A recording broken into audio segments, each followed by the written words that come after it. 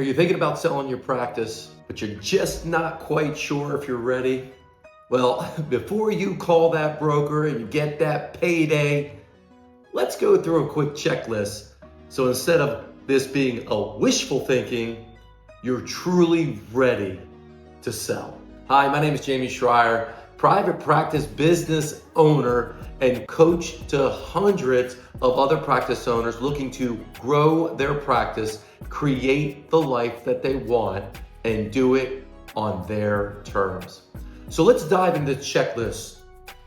Number one, you gotta be financially ready. Wrote down a couple things here. Financially readiness. You gotta know your numbers cold. How about this? If I asked you right now, what's your EBITDA? Estimated EBITDA. Would you say, Jamey, I don't really know?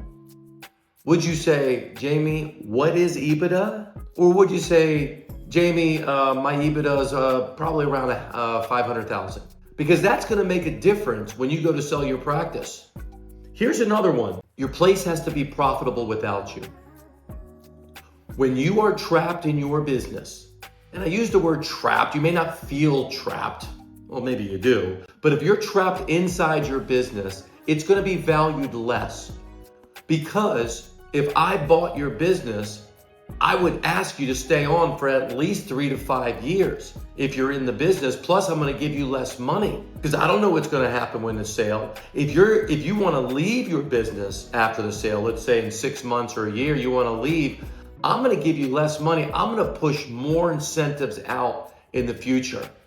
This isn't just wishful thinking. I mean, I did this.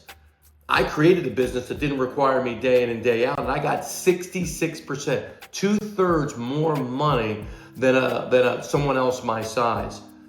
Now, real quick, going back to EBITDA, I would say no at least 2 years, 2 to 3 years of financials, 2 to 3 years of profit loss statements. All right, number 3, your revenue is stable and growing. Stable and growing. If your revenue is monthly up and down, up and down, up and down, you're not ready. You're going to get such a low ball offer if that's the case. So let me repeat those again. Know your numbers cold. Know your key profit losses, your EBITDA. Are you profitable without you treating and in that day-to-day stuff? And do you have stable growth, stable revenue? Number 2 is more about operations. That was financials, this is operations. This is huge. You're not the bottleneck. You know what I mean by bottleneck? You're not, let me grab this right here. See this thing? That's the bottleneck. That's the neck of the bottle. If it was like a Coca-Cola bottle, you would see it more, but I think you know what I'm talking about. Meaning your company cannot grow if you're the bottleneck. It can't get through. Nobody can evolve in the company if you're there, if you're trying to do things. So being the bottleneck is huge. The other thing is key roles are in place. Do you have key roles in place that you could, let's say, move away from the business for a week or 2 weeks or perhaps even longer? That's a huge question, because that's really asking, do you have management in place? Do you have leadership in place? That's a good checklist. And then the other are your systems and processes documented. Now, when I say documented, I've worked with tons of clients that say, Jamey, the best thing we have is systems. I got a book this thick. And I asked, does anybody use it? Does anybody pay attention to this? And they're like, oh, well, not really. So it's not just about having your SOPs, standard operating procedures. It's about having them documented in a way that people are actually using them. So let's get into marketing. How ready are you from a market standpoint? Have you carved out a clear niche? Or are you in way too many places? Are you there and there and there? Like you got $1 million business and you're offering 7 different things. The riches are in the niches. That's what you want to think.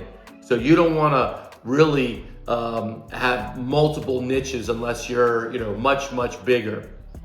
All right, next thing is the brand reputation is strong. So you have consistent positive reviews, 4.8, 4.9. Your referrals are consistent. You feel like you have a solid presence in your area. There's a lot of referral sources. You could just pick up the phone and call or text them. You really have a solid positioning in your community. If you are, then you're in a really good position. If not, there's definitely some work to do. Fourth is about your personal readiness. How ready are you to actually sell your business and move on to the next chapter of your life? Here's a couple. Why do you want to sell? Why do you want to sell? Is it because you're just burned out?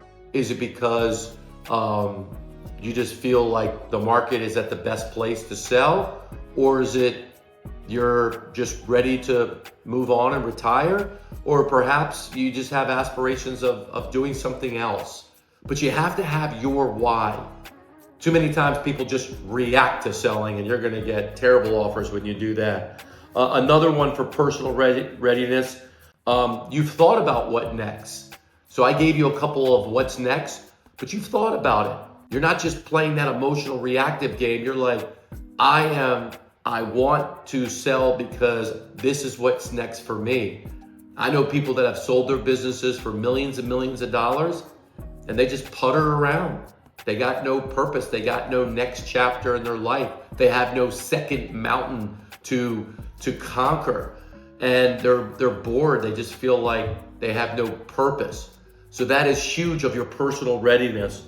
So those are the four readiness sections: the financial section, the operations section, the market and marketing section, and of course, it's you. All right. So if you're checking, let's say 7 or more of the questions that I asked, you're in pretty good shape, and you could definitely be in a position to, call that broker and get on the move to selling. But if you're less than that, I would caution you big time. I would look for someone to help you plan out and build and be more strategic in building and growing your company, growing your EBITDA, growing your team, making sure you're clear of what that next step is. And in fact, if that's something that you want help with, then go ahead and reach out and set up an exit strategy call. These are simple calls that we do to look at the different aspects of your business and what you want. There's no high pressure sales. There's nothing like that. So just go ahead and schedule a call like that with us. I hope this was helpful. I hope you got some nuggets on your readiness to sell. Be sure to check us out on other videos that are all about private practices growing and eventually selling to create the life that you want.